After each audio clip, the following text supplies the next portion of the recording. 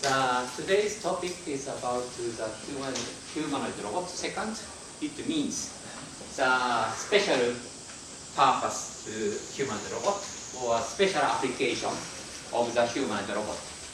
Some introduction, and I will give my final part is the most important. Yes, so this is a recent robot series, and this is the final part, so humanoid robot. Yes, this is not the outward appearance, but it will be applied to the various contents. Yes. So firstly, I will show some at a glance about it. Yes. Okay. Yeah, maybe the human robot, the most important part may be the facial expression. So this slide shows the emotion. This is a Pulchik's categorization of emotion. And then based on that, the surprise, sad, or such happy, or disgust, or something is divided. This is the basic emotion. And then the facial robot, facial expression robot, has been developed for more than 20 or 30 years. One of the MIT's robot, and this is Professor Takafumi, Waseda University's robot. Not only facial expression, but also the bodily gesture expression is also here. And this is Osaka University's robot, and other commercialized robot or trially developed robot for the receptionist or something. And this is also some interface robot. It is developed in the ATR in Japan. And this is baby-like robot. It is working for the development technology of cognition robot. Development cognition robot. Yes, this is searched on the human itself. How to develop the human being, how to recognize the environment, or how to run or something. By using this robot, they want to know, they want to study all of that. And this is the dentist robot, dentist patient robot. So some school to educate it about the dentist. This kind of human robot is used to the simulator of the patient. Yes. And then maybe some of you knows about this robot. The Einstein robot is developed a company by Hong Kong, United States. Einstein robot facial expression is here. And then some human robot is used to overcome the trauma. Which kind of trauma? It is soldiers. Yes, some soldiers after coming back from the war area back to the home country, they feel some trauma because some killer, some deadly body, they have experienced so much. So to overcome the trauma, this kind of robot is used. And this part is some kind of sports. Yes, maybe you know the robot cut soccer. And also this is a ping pong, table tennis. And then the rider, bike rider, and also the dance partner, and the actress robot is here. Yes. And then this part is a singer. Okay. At the end of the humanoid robot project in Japan, about 5 years ago, this robot is one of the applications of the humanoid robot. Some of the actor or mannequin, moving mannequin, dynamic moving mannequin, and the singer. That is, and also this part is the most important part of today's talk. Yes, I will explain later. Okay. So the firstly, yes, the time is limited. So as an introduction of the final part, I will show the humanoid singer. Yes, this is a mean. Is height and weight is similar to the human body, human lady, human girl, and natural movement based on human motion capture system, and interpersonal communication based on the speech recognition. It has realized. And then the 2010 some content expo. This robot is dance and sing. Yes, maybe it is interesting. ちょっと見ます。Yes.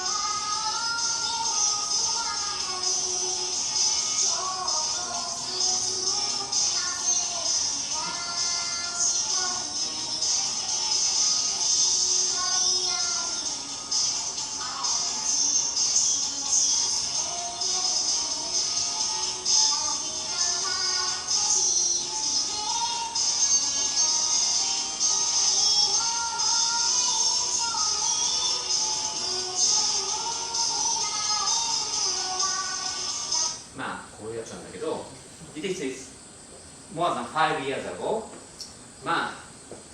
Yes, you can understand this robot can step, and also the one leg standing. Yes, one leg standing, and dynamically movement at that time. Because of the hardware limitation, the ability is the performance is so limited, restricted. But it's good achievement, I feel. Mainly because of the actuators limitation, power and acceleration. So therefore, the speed is not so high, but I feel good enough. Very good enough, I feel. Okay. Yes. This video is here. This full chorus of this song. And this third is how to make this humanoid dance. Yes, it is also interesting for you. Maybe I will show you this.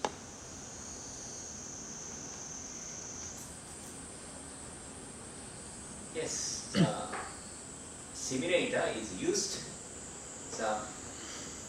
All of the physical parameters is included in this simulator. And then this is a movement of the path. And then the required torque is estimated and designed. Some factor is changed, also other part is also changed. So that it is in the limitation of the actuator power, it is estimated, and then that makes its speed and makes its acceleration or something. If it is realized in this system, the hardware is also the same. So therefore, it can be achieved like this.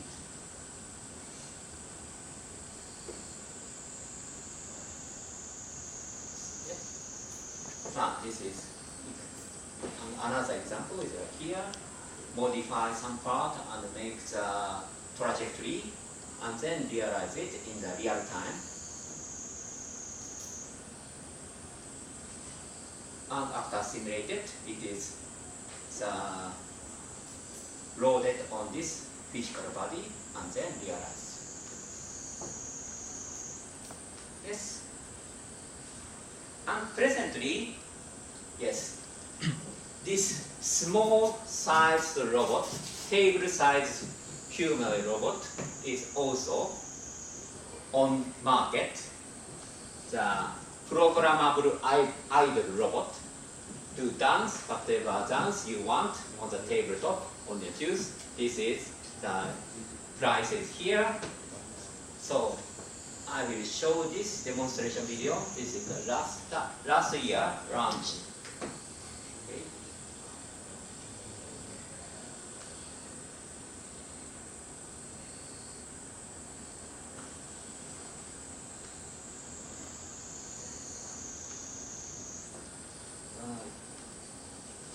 Pre-made AI という名前。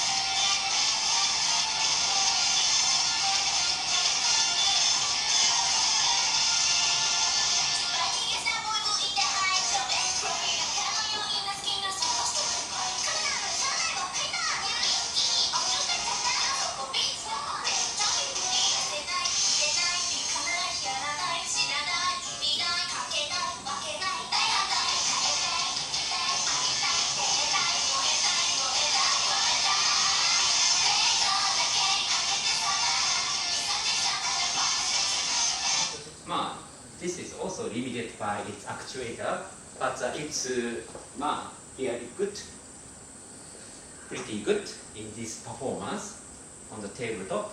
And also it has a simulator is bundled, so therefore you can design the movement based on some music or something, anything okay. And then you can download and upload it to this robot and then realize its motion. Okay. Hi, this is real humanoid sized robots dancing and singing, and this is small sized robot dancing and singing. And then you may estimate next is a virtual singer. Yes. Hatsune Miku. Yes, you know. So I will show this.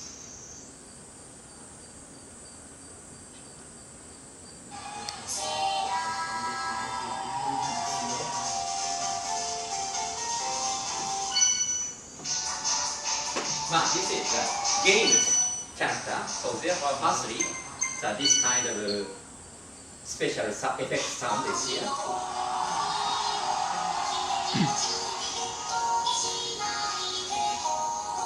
これコンサートライブね。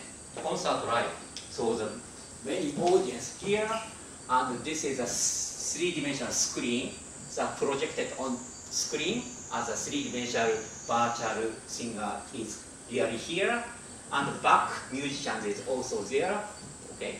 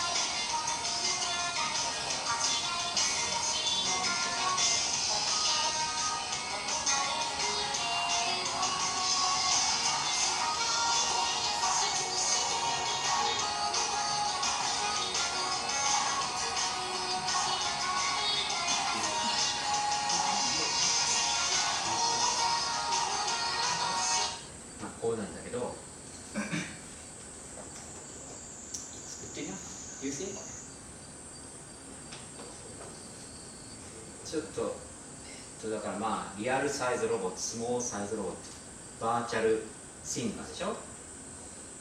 次はまあこれリアルヒューマンエグザンプルなのでちょっと見ますか。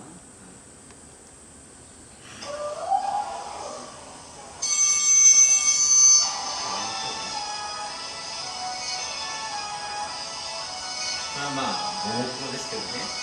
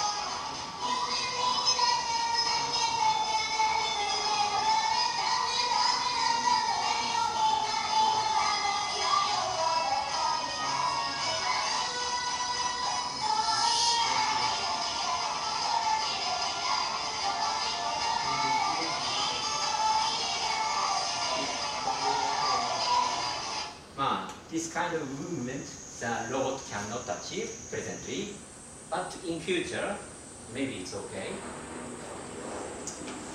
Yes, so I want us to think the robot, yes, robot, and the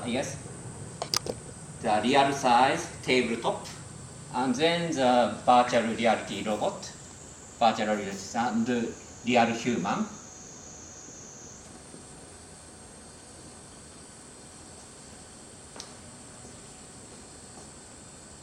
You don't have to think separately. It's almost the same feeling you feel. Yes. This is present condition, but virtual reality is maybe good enough. So if the more realistic display can be achieved, it's okay. And robot is also become more real and real. How do you feel?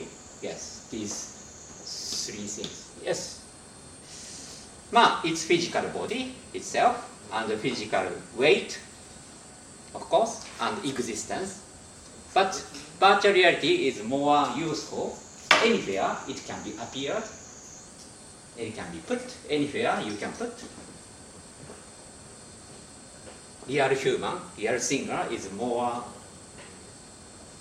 yes, idle for you. This is one thing I want you to think today.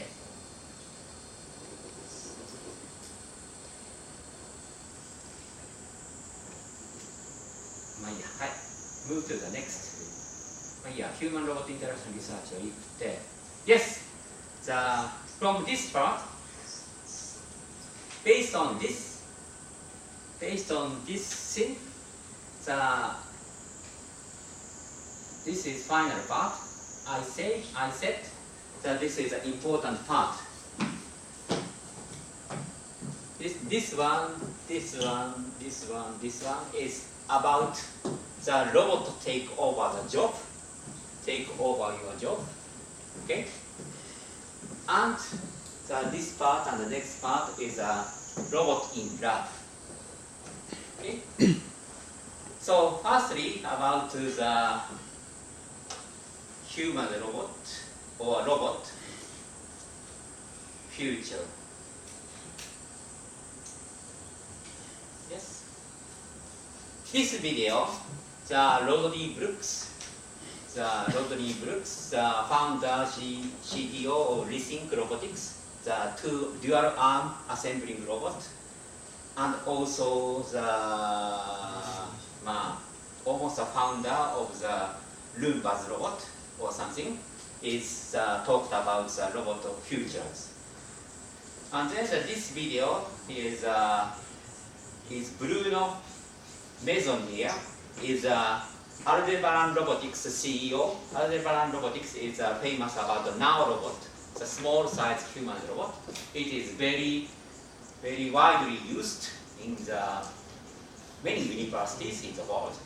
Yes, for the education and also application is under consideration.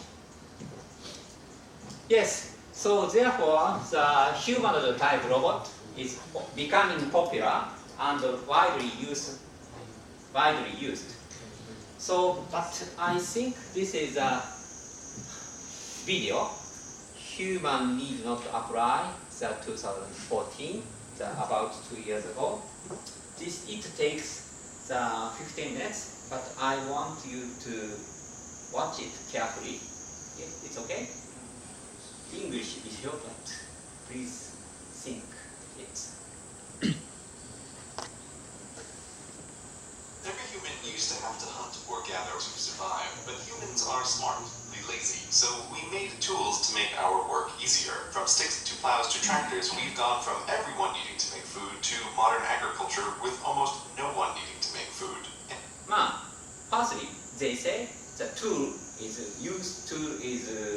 becoming used because of some ability will be expanded. And yet, we still have abundance. Of course, it's not just farming, it's everything. We've spent the last several thousand years building tools to reduce physical labor of all kinds. These are mechanical muscles, stronger, more reliable, and more tireless than human muscles ever could be. And that's a good thing. Replacing human labor with mechanical muscles frees people to specialize, and that leaves everyone better off, even those still doing physical labor. This is how economies grow and standards of living rise. Some people have specialized to be programmers and engineers whose job is to build mechanical minds. Just as mechanical muscles made human labor less in demand, so are mechanical minds making human brain labor less in demand. This is an economic revolution. You may think we've been here before, but we haven't. で、economical revolution by using the artificial muscle, mechanical muscle, and mechanical brain or something. So that both the labor work and also some intelligent work is supported by this automatic machine or some tools. And then this is the Baxter dual arm assembly robot is here. Yes. This time is different. When you think of automation, you probably think of this giant, custom-built, expensive, efficient, but really dumb robots blind to the world and their own work. They were a scary kind of automation, but they haven't taken over the world because they're only cost-effective in narrow situations. But they're the old kind of automation.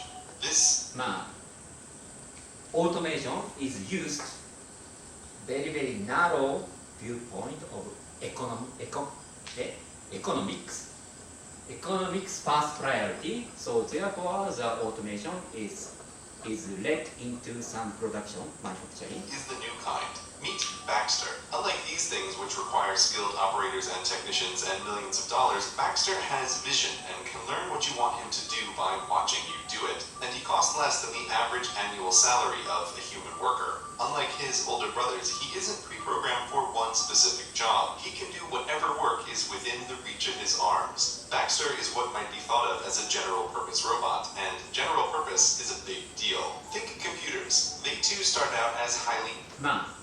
General purpose robot, humanoid robot is general purpose robot. So if you change the program, you can do anything. Maybe the reach area, it can do anything about the robot. Yes, and the next is a computer. Custom and highly expensive, but when cheap-ish general-purpose computers appeared, they quickly became vital to everything. A general-purpose computer can just as easily calculate change or assign seats on an airplane or play a game or do anything just by swapping its software. And this huge demand for computers of all kinds is what makes them both more powerful and cheaper every year. Baxter today is the computer of the 1980s. He's not the apex, but the beginning. Even if Baxter is slow, his hourly cost is pennies worth of electricity, while his meat-based competition costs minimum wage. The 10th the speed is still cost-effective when it's 100th the price. And while Baxter isn't as smart as some of the other things we will talk about, he's smart enough to take over many low-skilled jobs. And we've already seen how dumber robots than Baxter can replace jobs. In new supermarkets, what used to be 30 humans is now 1 human overseeing 30 cashier robots. Or take the hundreds of thousands of baristas employed worldwide. There's a barista robot coming for them. Sure, maybe your guy makes the double mocha whatever just perfect and you'd never trust anyone else, but millions of people don't care and just want a decent cup of coffee.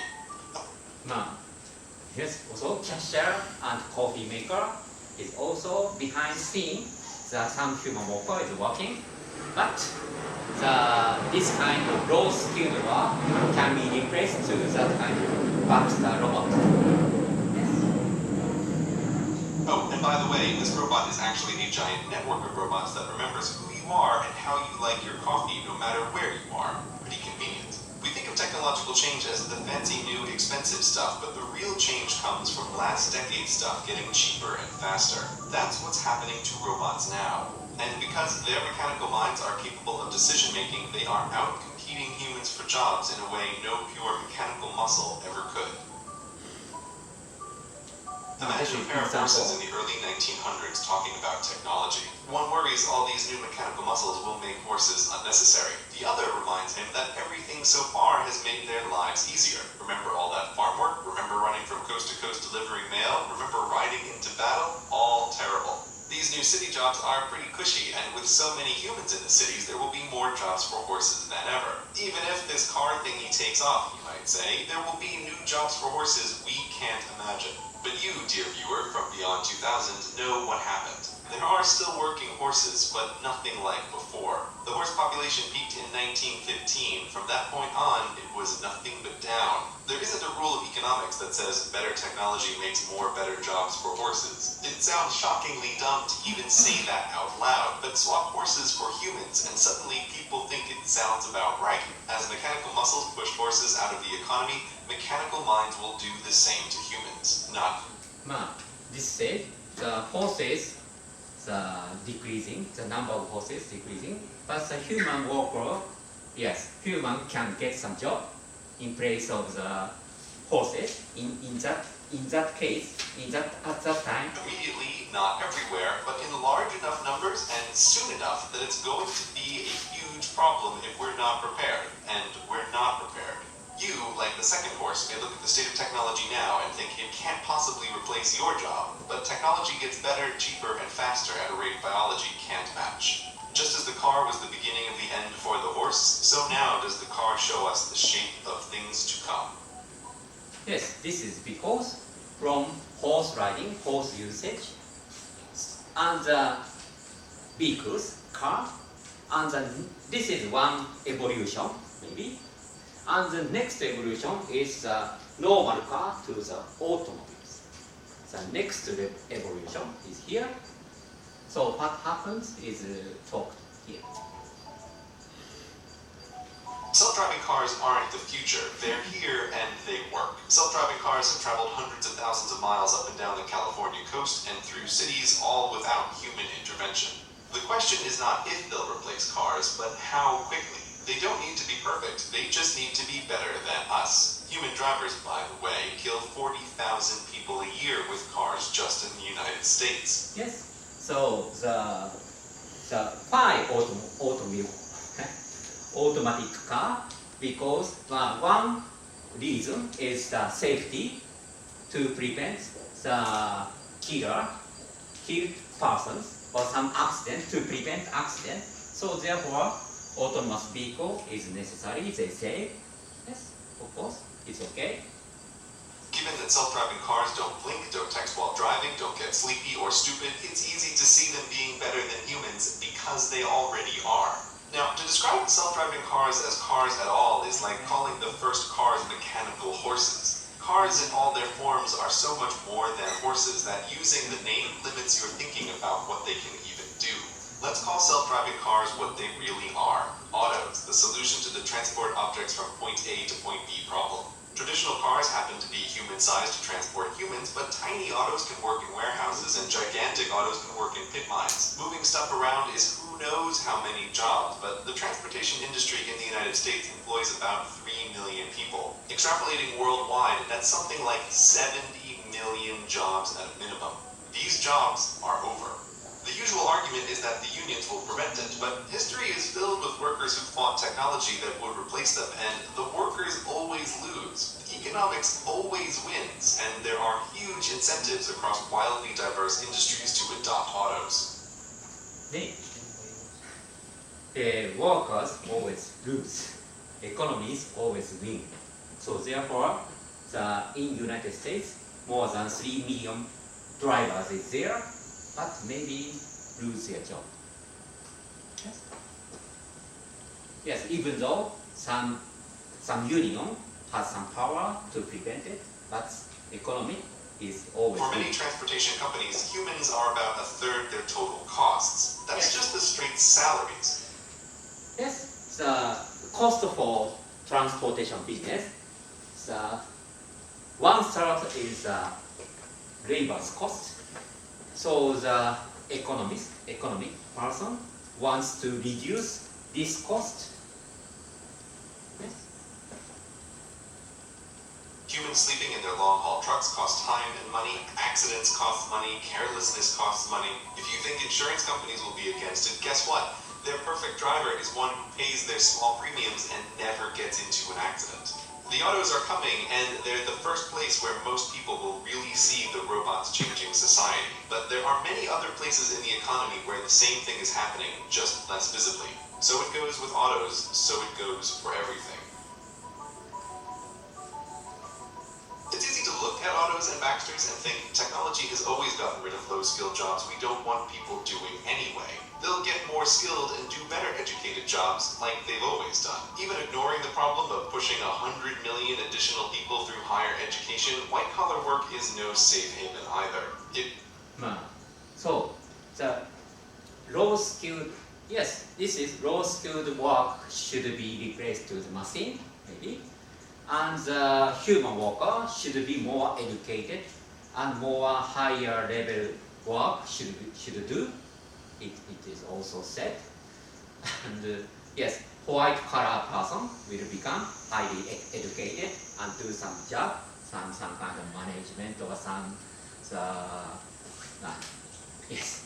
management or some directing or something. Yes, it's okay. If your job is sitting in front of a screen and typing and clicking, like maybe you're supposed to be doing right now, the bots are coming for you too, buddy. Software bots are both intangible and way faster and cheaper than physical robots. Given that white-collar workers are, from a company's perspective, both more expensive and more numerous, the incentive to automate their work is greater than low-skilled work. And that's just what automation engineers are for. These are skilled programmers whose entire job is to replace your job with a software bot. You may think even the world's smartest automation engineer could never make a bot to do your job, and you may be right, but the cutting edge of programming isn't super smart programmers writing bots, it's super smart programmers writing bots that teach themselves how to do things the programmer could never teach them to do. Yes. So skilled programmer also there, but it will be also replaced by the intelligence, AI, maybe. Yes. How that works is well beyond the scope of this video, but the bottom line is there are limited ways to show a bot a bunch of stuff to do, show the bot a bunch of correctly done stuff, and it can figure out how to do the job to be done. Even with just a goal and no knowledge of how to do it, the bot can still learn. Take the stock market, which in many ways is no longer a human endeavor. It's mostly bots that taught themselves to trade stocks, trading stocks with other bots that taught themselves. As a result, the floor of the New York Stock Exchange isn't filled with traders doing their day jobs anymore. It's largely a TV set. So bots have learned the market and bots have learned to write. If you picked up a newspaper lately, you've probably already read a story written by bots. There are companies that teach bots to write anything, sports stories, TPS reports, even say those quarterly reports that you write at work. Paperwork, decision-making, writing, a lot of human work falls into that category, and the demand for human mental labor in these areas is on the way down. But surely the professions are still safe from bots, yes? Yes. So some kind of professional work, yes, for the stock market and medical staff. So some specialist, manager or some specialist is safe. It's not true, maybe. The soft robot, they say, soft robot will replace the how much skilled programmer will also replaced. Or layer or court layers is also. When you think lawyer, it's easy to think of trials, but the bulk of lawyering is actually drafting legal documents, predicting the likely outcome and impact of lawsuits, and layer is also based on the past knowledge. So the many past knowledge is there, and they understand it and remember it, and they pick up the appropriate example, past example, and then they decide this case or something. But this kind of thing is very, very good for artificial intelligence. So therefore, this kind of lawyer, the worker on the court, in the court, will be replaced, they say. Okay? Something called discovery, which is where boxes of paperwork gets dumped on the lawyers and they need to find the pattern or the one out-of-place transaction among it all. This can be bot work. Discovery, in particular, is already not a human job in many law firms. Not because there isn't paperwork to go through, there's more of it than ever, but because clever research bots shift through millions of emails and memos and accounts in hours, not weeks, crushing human researchers in terms of not just cost and time, but most importantly, accuracy. Bots don't get sleepy reading through a million emails, but that's the simple stuff. IBM has a bot named Watson. You may have seen him on TV destroy humans at Jeopardy, but that was just a fun side project for him. Watson's day job is to be the best doctor in the world, to understand what people say in their own words and give back accurate diagnoses. He's already doing that at Sloan Kettering, giving guidance on lung cancer treatments. Yes, the IBM's Watson computer is the firstly appeared for attending the TV program, quiz program, to beat the human answers, human attendees, and then the next it will also apply to the medicine selection, medical field, to select the medicine appropriate medicine to search the past. So many record about the past experience for the use of the medicine and also the patient condition or some histories or something.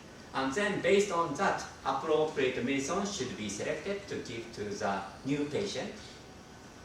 So this kind of work is good for this kind of AI, maybe.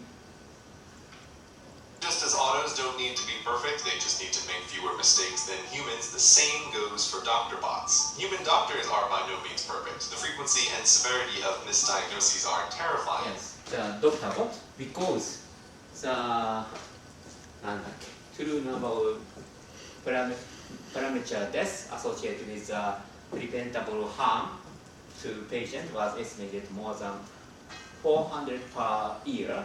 So serious harm seems to 10 to 20-fold more than common than the literal harm. So therefore, to reduce this error, the appropriate, correct medicine selection, medical treatment, this kind of decision is necessary, is desirable, maybe. And human doctors are severely limited in dealing with a human's complicated medical history.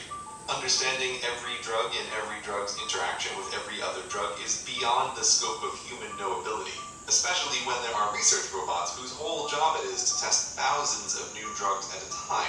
And human doctors can only improve through their own experiences. Doctor bots can learn from the experience of every doctor bot, can read the latest in medical research and keep track of everything that happens. Yes. So the medical doctor has to know the many kind of various medical treatment histories, not only by himself but also others. Yes, the medical doctor improved by own experience gradually, maybe. and skilled and more precise, exact decision he can do, he will be able to do. But of course, the human body is limited, human memory is limited, ability is limited. But if it is a soft robot, medical robot, this kind of database searching is very, very good for them. To all their patients worldwide and make correlations that would be impossible to find otherwise. Not all doctors will go away, but when the doctor bots are comparable to humans and they're only as far away as your phone, the need for general doctors will be less. So professionals, white-collar workers, and low-skill workers all have things to worry about from automation. But perhaps you are unfazed because you're a special creative snowflake. Well, Yes, all worker has to worry about worry. Yes? guess what? You're not that special.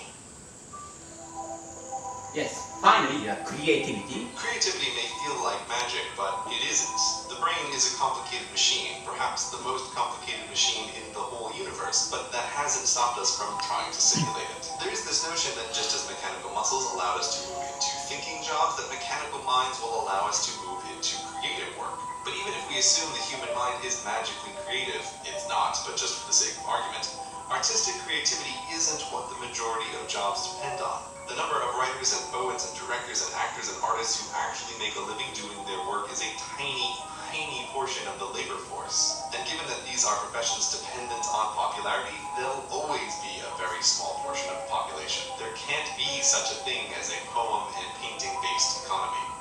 Oh, by the way, this music in the background that you're listening to, it was written by a bot. Her name is Emily Howell, and she can write an infinite amount of new music all day for free. And people can't tell the difference between her and human composers when put to a blind test. Talking about artificial creativity gets weird fast. What does that even mean? But nonetheless, it's a developing field. People used to think that playing chess was a uniquely creative human skill that machines could never do, right up until the point they beat the best of us. And so it will go for all human talents. Right. This may have been a lot to take in, and you might want to reject it. It's easy to be cynical of the endless and idiotic predictions of futures that never are. So that's why it's important to emphasize again that this stuff isn't science fiction. The robots are here right now. There's a terrifying amount of working automation in labs and warehouses around the world. We have been through economic revolutions before, but the robot revolution is different. Horses aren't unemployed now because they got lazy as a species. They're unemployable. There's little work that a horse can do to pay for its housing and hay.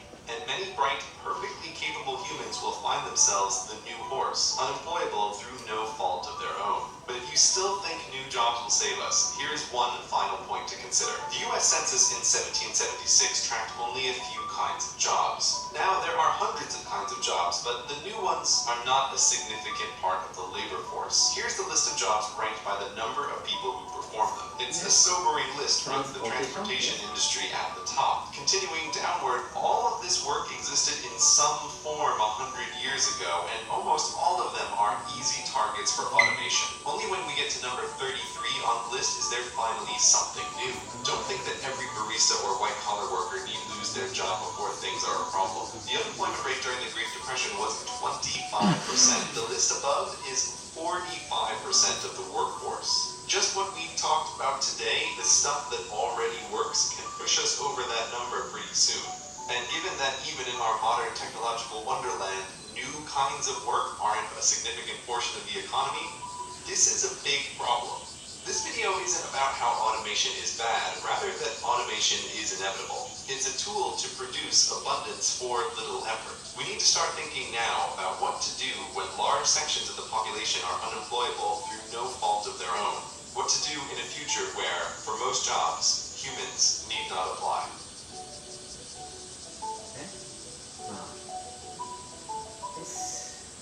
This is a video of the human need not apply. Yes. Industrial revolution is good enough for the humans because it made various kind of jobs for human workers, but automation, yes, this kind of robot revolution is not so good. We have to think how to get money to live.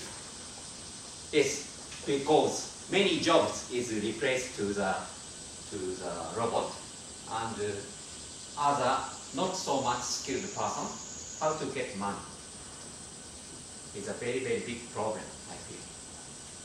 Yes, so therefore, the robot AI takeover. So this is a shocking report, 2013. The Oxford University's researcher reported the future of employment, how successful our jobs are computerization. So the US jobs 47% could be computerized within 1 or 2 decades, it reported. Okay, about half of jobs will be replaced to the AI or robot, it said. And also the 2015, the NRP, National Public Radio United States Organization, estimated how technology will affect the job market in 20 years. The most affected to the job is telemarketing operator and the taxi preparer, the taxi driver, timing device assembler, adjuster, and loan officer, bank teller, and unemployed and referee, sports referee, procurement clerks, and packaging and filling machine operators and tenders, mining and planning machine setters, operators and tenders, credit analysis and drivers. Yes. And this is a figure, probability of computerization.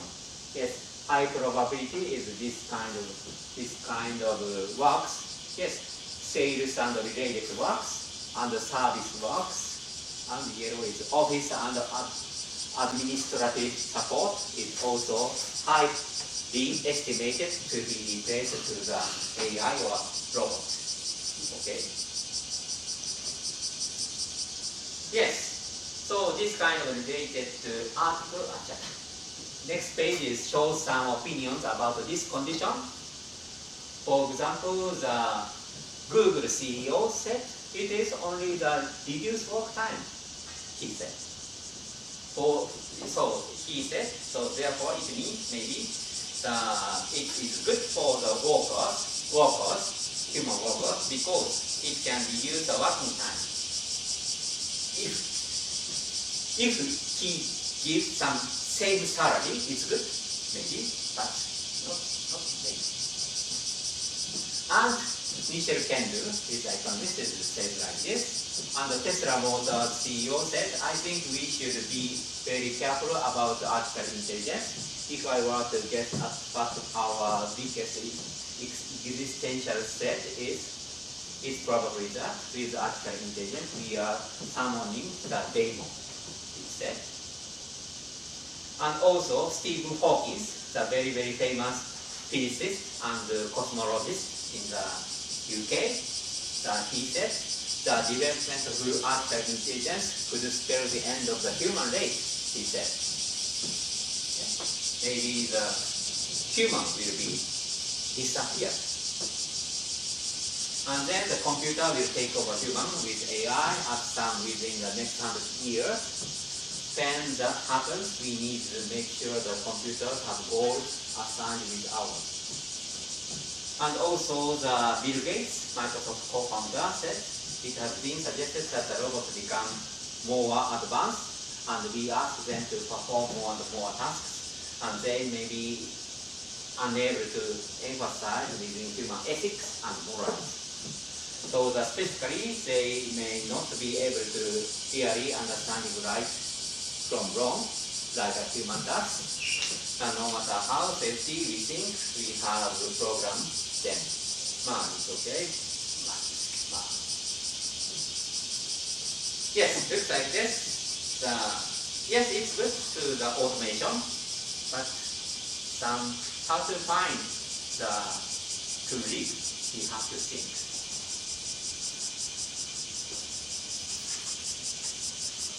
this is references. I have picked up some internet. You can access in the internet many articles.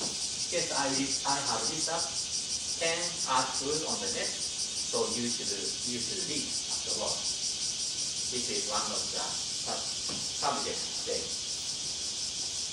And the next, second important part is robot in the ethical problem. Ethical problem. You feel sympathy to the robot or AI? You know, maybe her is a field, the virtual, yes, a man develops a relationship with the intelligent computer operating system, personified through a female voice. So he used the smartphone to communicate with the OS, and he feels some sympathy to her. So that is a movie. Yes. And also, Xiao Ice is famous in the China, maybe. you using? But no, maybe no female, only male is using. Because Xiao Ice is a 16 years old girl, 15 years or 16 years old girl. And this is a chat robot. So the Microsoft Corporation, the advanced natural language chatbot, 10% of 40 million users in China have declared love with. Okay. And also similar film in here, Ex Machina is a Turing test program about that. ちょっとなんか見ますか？これ、次のどのくらいあるか？撮りましょう。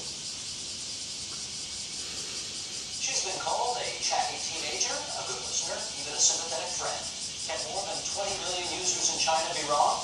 Well, that depends on whether it matters that she is a chatbot, an interactive computer program that learns about humans from mining the internet.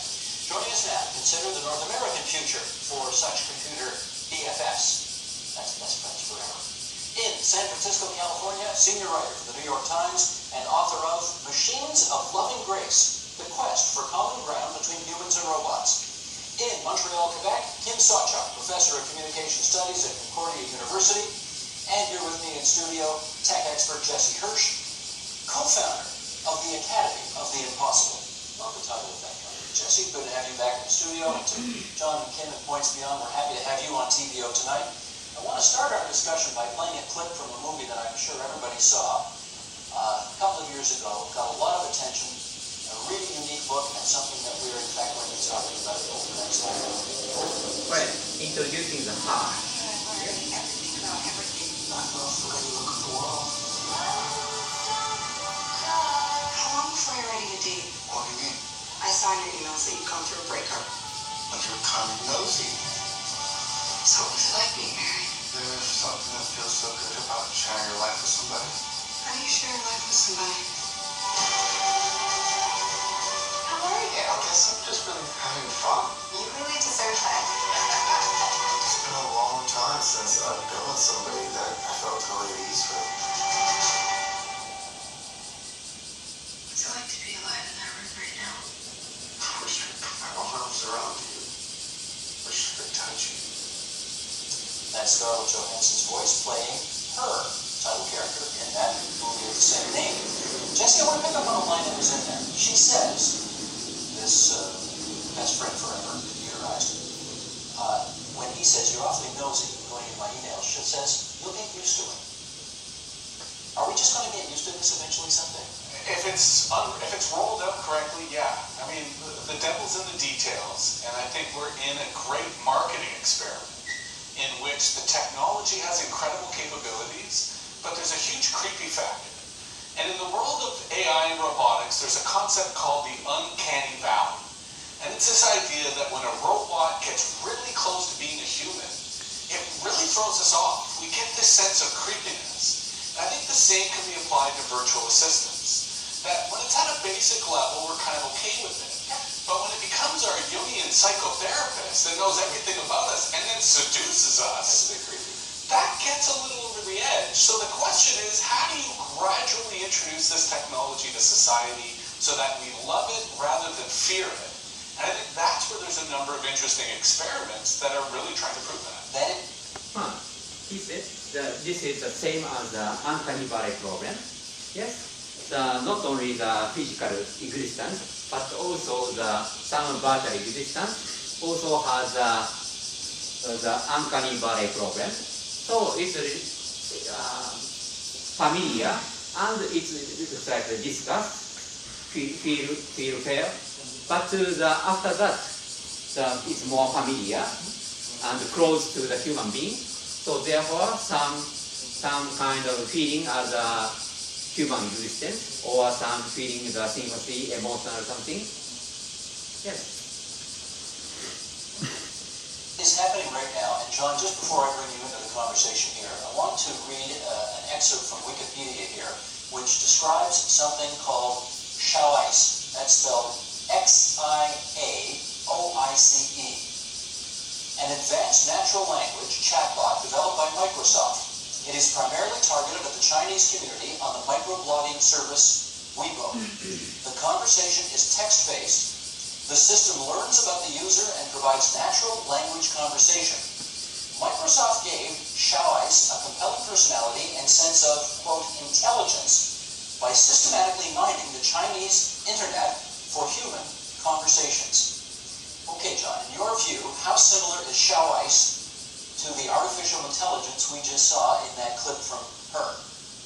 Well, Xiaoice is a long way from Scarlet. It's a first step, and what's significant about Xiaoice, I think, in terms of what you're talking about, is many of the systems we use today, like Siri and Cortana, Microsoft's version of Siri, are productivity tools. You say one thing or you ask it one thing and get something done. Xiaoice was designed more as an entertainment program. It was designed for an extended conversation. And there are, I heard last fall, as many as 10 million young Chinese that have extended conversations. At that point, they were typing on the keypad of their smartphone. But as many as 60 interactions in a day. They called it toilet time. Many young people go into the bathroom late at night to converse with this program, which now actually has added speech. Xiaoice is personified as a 16-year-old girl, and so it's a step in that direction. And 25% of those who interact with it apparently have typed "I love you" to it. Now, interpreting the way in which they were saying "I love you," I don't have that kind of data. So were they joking? Did they mean it? I don't know. Well, let's follow up with Kim, because I think we need to understand better why so many people apparently want to have a friend like Xiaoice in their life. What do you think? I think there's a lot of different reasons. I think we have to remember that Xiaoice is a chatbot that's on a phone, and phones are really intimate objects. We carry them around with us. We customize them already. They are communication devices that we use to reach out to people that we already know. So in these kind of general terms, I think phones, the fact that Xiaoice is probably being accessed on a telephone is not, it's not an accident. You can take Xiaoice with you, the device, the chatbot, into all these kind of spaces, as you mentioned, toilet, but we also see images of people talking in bed. So there's a kind of intimacy that's there because Xiaoice is accessed through the phone, and it's a handheld device that people think of as already close. I think there's other specific contextual things that have been hinted at by John's research and other people, where they've talked about the context of people from China perhaps using this while they're in North America and feeling a sense of not wanting to be alone. There's other issues, other things that I think are fascinating about the uses of this that ask us to be really good researchers, like Chinese teenagers or older adults saying we're using this because we also want to have our parents think that we are also engaging perhaps in conversations with others, and they'll get off our backs. So I think there's a lot of really specific reasons, a lot of contextual reasons, and I think there's also really specific reasons around the telephone and the way that it's being used. Sure. Jesse, let me do the follow-up with you. Are you distressed to... Okay. So, many reasons they are discussed, and yes, one thing is also some social circumstances maybe, and also this kind of chatbot is very useful and feel good for the user because it is adjust to the personal user. So therefore, this bot's response make me happy, make me feel happy, not so sad.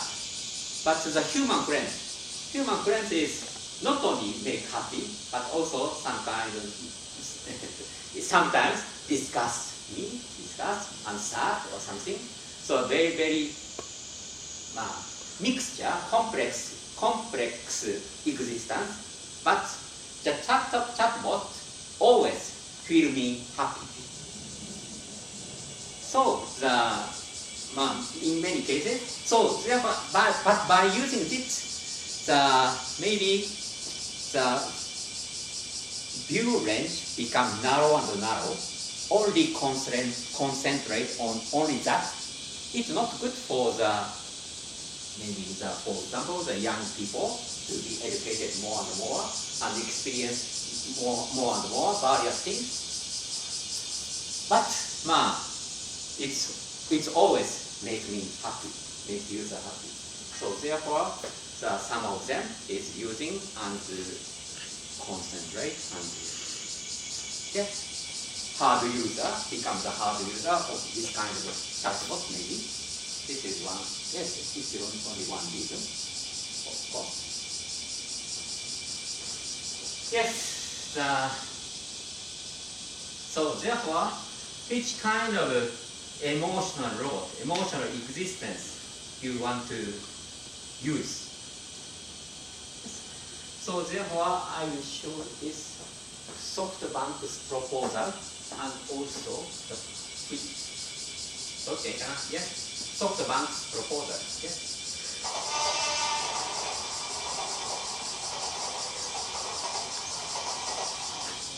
Yes, because SoftBank saying this robot. Pepper is an emotional robot.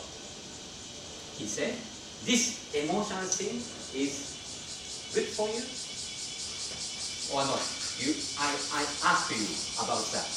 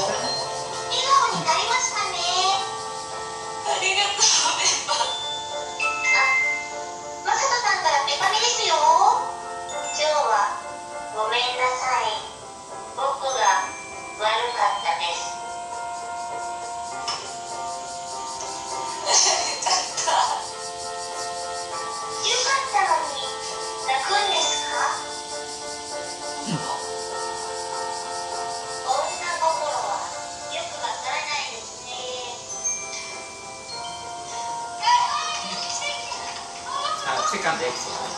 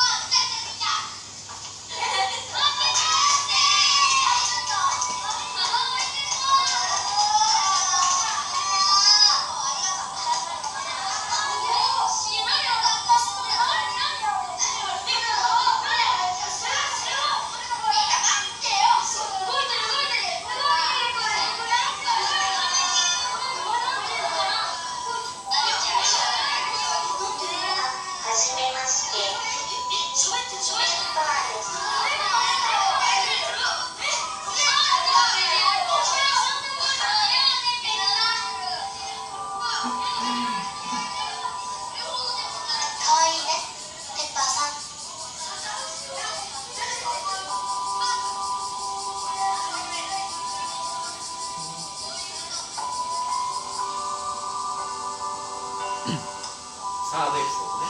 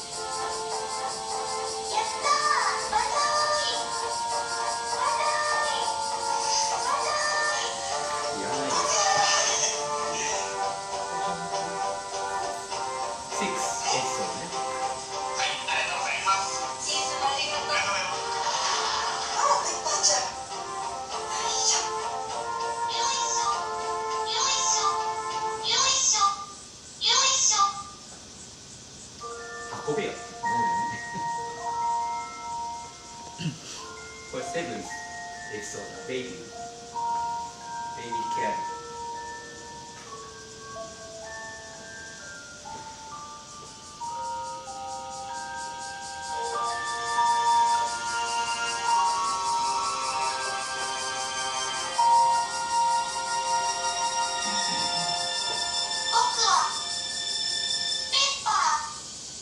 言うんだけど、フューチャーエクスペッパー。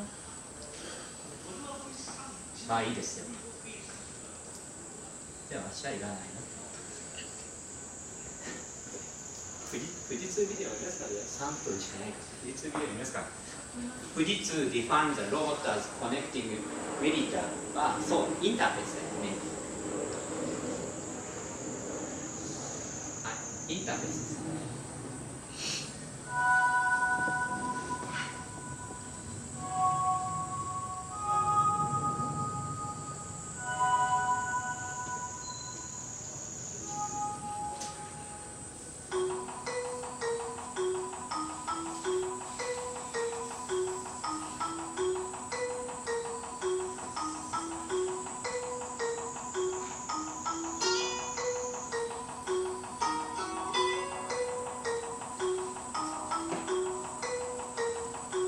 プロジェクションしますよね。いろいろプロジェクション。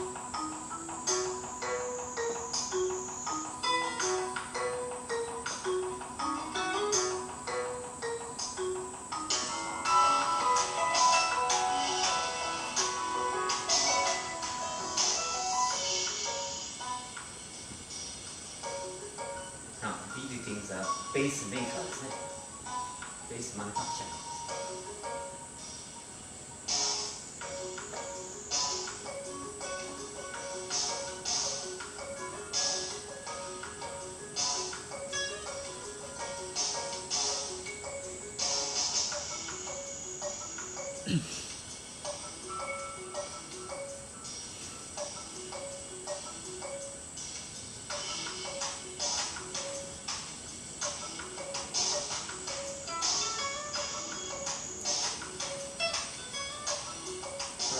3D プロジェクションですね。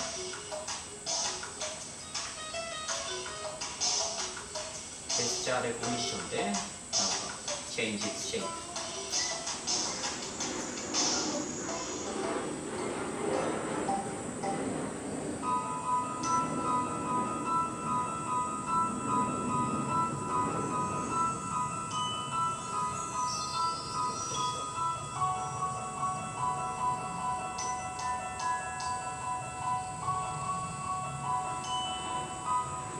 プロジェクションですね。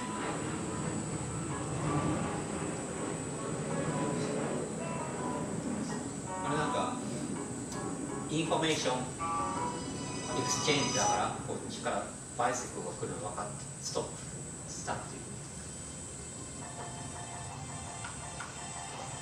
というわけでトータリーアースファイナンシャルトラディショナルエデュケーショントランジッションサイトシーンショッピング SNSヒューマンセンタライズドなんたらかんたらメタアークロボットいきますね。